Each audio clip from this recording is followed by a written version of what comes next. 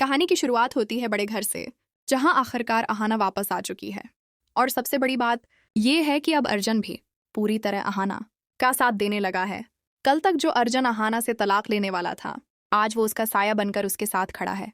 घर की तीनों बहुएं ये मंजर देखकर खुशी से फूले नहीं समा रहे कि अर्जुन अब उनकी टीम में शामिल हो गया है। मगर इस बदले हुए माहौल ने पुलो, पिस्सी मुनी और चच्ची जी को अंदर तक हिलाकर रख दिया है। लेकिन वो कर भी क्या सकते थे? उन्हें पता था कि अगर उन्होंने जरा सी भी गलत हरकत की तो घर छोड़ना पड़ जाएगा। इसलिए वो बस दिल में जलते रहते हैं और खामोशी से अहाना की घर वापसी कबूल कर लेते हैं, चाहे अंदर ही अंदर वो मौका की ताक में बैठे हों। लेकिन दोस्तों, असल मजा तो तब शुरू होता है जब शुरतु मामा अचानक बताते हैं कि अहाना ने जो सरकारी नौकरी के लिए इंटरव्यू दिया था, इसका रिजल्ट कल आने वाला है।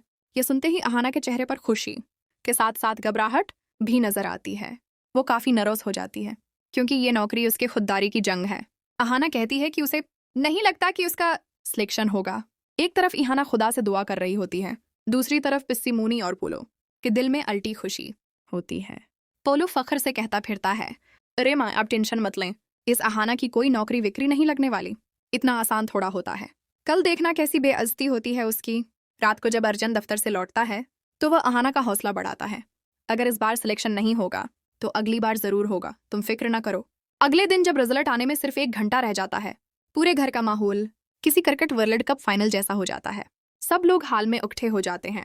अहाना की धड़कनें तेज होने लगती हैं। वो बार बार घड़ी देखती है, लेकिन पिस्सी मोनी को तो यहाँ भी चैन नहीं। वो अर्जुन को ताने देना शुरू कर देती है। ये क्या हो गया है तुझे छोटो?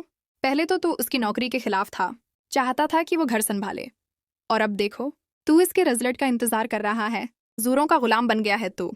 पिस्सी मुनी की बातों पर जैसे ही दरगाह दीवी कुछ बोलने लगती हैं, अर्जुन उन्हें हाथ के इशारे से रोक देता है और खुद आगे बढ़कर बजली जैसा जवाब देता है, वो ये कोई काला जादू नहीं है। मुझे अपनी गलती का एहसास हो चुका है। मैं गलत था कि उसके पर काट रहा था। अब मैं चाहता हूँ कि अहाना पढ़े, आगे बढ़े। उसकी जीत में ही मेरी जीत है।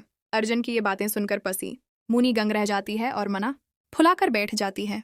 वक्त गुजरता जाता है, अहाना की टेंशन बढ़ती जाती है।